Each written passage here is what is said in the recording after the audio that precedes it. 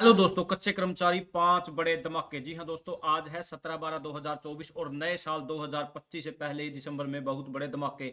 कच्चे पक्के कर्मचारी खुशखबरी। जी हां दोस्तों, अगर आप हरियाणा कौशल रोजगार निगम में लगे हुए हो, कच्चे कर्मचारी हो, अडोब बेस पर डीसी रेट या पार्ट टाइम या किसी भी अन्य आउटसोर्सिंग पॉलिसी पार्ट 1 पार्ट 2 या ठेकेदारी प्रथा पर लगे हुए हो तो फटाफट से चैनल को सब्सक्राइब कर लीजिए।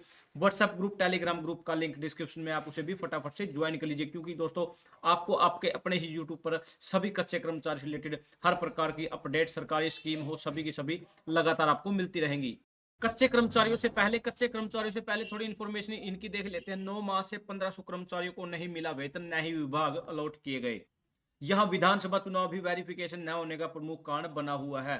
हरियाणा कर्मचारी चयन और ग्रुप डी में जो कर्मचारी लगे थे उनकी वेरिफिकेशन नहीं हो पाई है। 9 माह से उनको सैलरी नहीं मिल रही है।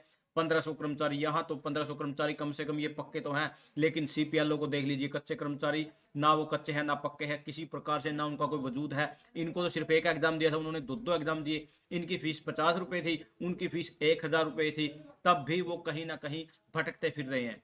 ये देखिए दोस्तों, यहाँ हरियाणा हरियाणा सरकार ने खूब प्रयास किया कि ये कर्मचारी रेगुलर न हो, मगर सुप्रीम कोर्ट ने भी सरकार की अपील खारिज कर दी। हरियाणा में 2003 की रेगुलराइजेशन पॉलिसी के तहत जो अस्थायी कर्मचारी रेगुलर होने की राह पर गए थे या उन्हें रेगुलर नहीं किया गया, उन्हें पंजाब हरियाणा हाई कोर्ट के जस्टिस हरसिमरत सेठी सेठी की खंडपीठ ने 13 मार्च 2024 को रेगुलर करने का फैसला सुनाया था। याचिकाकर्ताओं का दावा था कि उन्हें जूनियर अस्थायी कर्मचारियों को तो रेगुलर कर दिया गया, मगर सीनियर होने के बावजूद उन्हें रेगुलर नहीं किया गया। अब वंचितों ने हाई कोर्ट में याचिका दायर की और सिंगल बेंच ने याचिका स्वीकार कर ली। हरियाणा सरकार ने अपील दायर कर दी, डबल बेंच ने भी सिंगल बेंच के फैसले को बरकरार रखा और हरियाणा सरकार ने सुप्रीम कोर्ट में अपील दायर की। सुप्रीम कोर्ट ने भी सिंगल बेंच के फैसले को बरकरार रखा। उसके बावजूद हरियाणा सरकार ने 2003 की पॉलिसी के तहत अस्थायी कर्मचारियों को रेगुलर नहीं किया।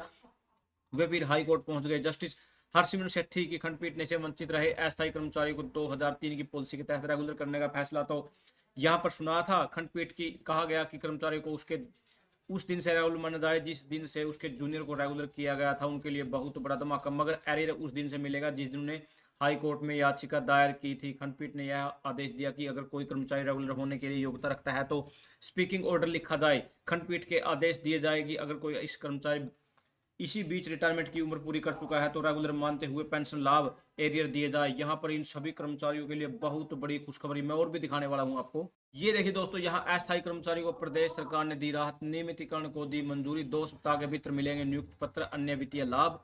हरियाणा 2 दशकों से अधिक से काम कर रहे सभी अस्थायी कर्मचारियों को सरकार ने राहत दी। प्रदेश सरकार ने उन्हें नियमित करने और उन्हें समायोजन करने के घटते कैडर पदों के निर्माण को मंजूरी दे दी है। इस संबंध में 28 नवंबर को मुख्य सचिव कार्यालय द्वारा अनुमोदित वित्त विभाग द्वारा स्वीकृत निर्णय लिया गया। इसके अनुसार अस्थायी कर्मचारियों को 2 सप्ताह के भीतर नियुक्ति पत्र, वित्तीय लाभ प्राप्त। प्रदेश सरकार के अस्थायी कर्मचारियों को दायर अवमानना याचिका के जवाब में 10 दिसंबर को पंजाब हरियाणा हाई कोर्ट ने समक्ष यह वादा किया था, अधिकारी भरेंगे अपनी जेब से 50,000 रुपए। यहाँ पर अपनी जेब से 50,000 रुपए की अतिरिक्त राशि का भुगतान करने के लिए उत्तरदायी होंगे। याचिकाकर्ता ने 13 मार्च को उच्च न्यायालय द्वारा पारित आदेश को लागू नहीं करने के लिए हरियाणा सरकार के मुख्य सचिव के खिलाफ अदालत की अवमानना अधिनियम के तहत निर्देश देने की मांग की थी। इसमें प्रदेश में 2 दशकों से अधिक समय से काम कर रहे सभी अस्थायी कर्मचारियों को नियमित करने का निर्देश दिया था। यहाँ 2003 से नियमितीकरण की कर रहे थे मांग, अब इनके लिए बहुत बड़ा धमाका, बहुत बड़ी खुशखबरी।